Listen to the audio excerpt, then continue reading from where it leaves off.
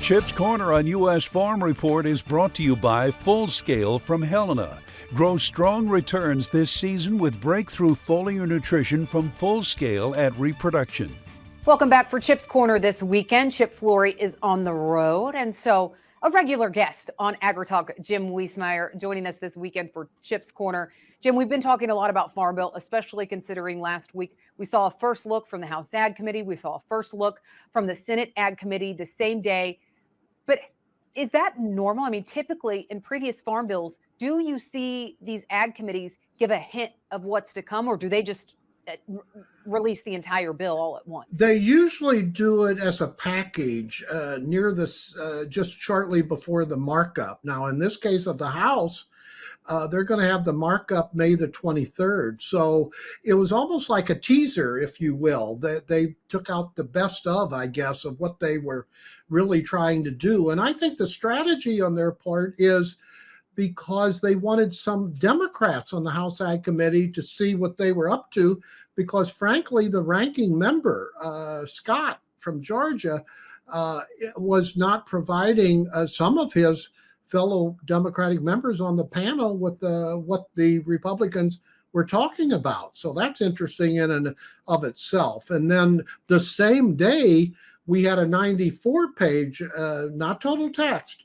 from on the Senate side from Senate Ag Committee Chairwoman Debbie Stabenow. So that's political strategy there, where I think Stabenow is gunning to line up as many Democratic no votes for the Republican package that will come up again for a markup vote on May the 23rd.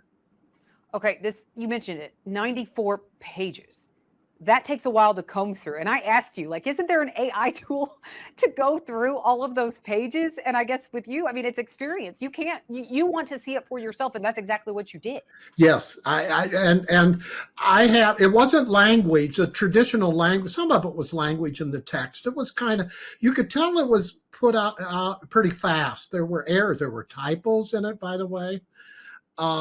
And this on the Senate side, this is what you get when you try to accumulate 100 different bills into one package. So it wasn't as unified as the House Republican bill, which was very, I think, well thought out. And it's just not that I'm anti-Senate.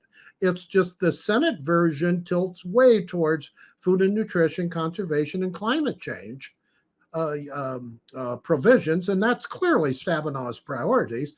Where on the House side, I think it's indeed putting the farm back in the Farm Bill. It's has significant updates, reforms, if you will, for Title I. That's the safety net for agriculture, improvements in crop insurance, especially in the area-based program called SCO.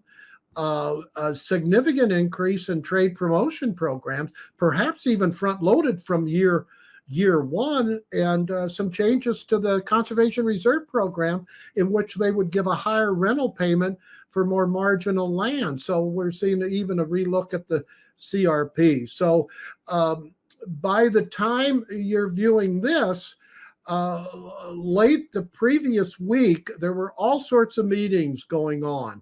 The Democrats were huddling together, including the ranking member on the House side, Hakeem Jeffries, Democrat from New York, was at the meeting with Democrats, and Stabenow was at that meeting. So I think they're formulating a push to be against the House Farm Bill. I have not seen that ever, to at least to that degree. G.T. Thompson, the House Ag Committee chairman, is met with Stabenow privately, and then he also met with a ranking member on the Senate side, John Bozeman, Republican from Arkansas, who, by the way, will put out a Senate alternative bill sometime after the House marks up their bill, Tyne. And I think it will look similar to, some differences, but very similar to the House GOP farm plan. That's where we're at.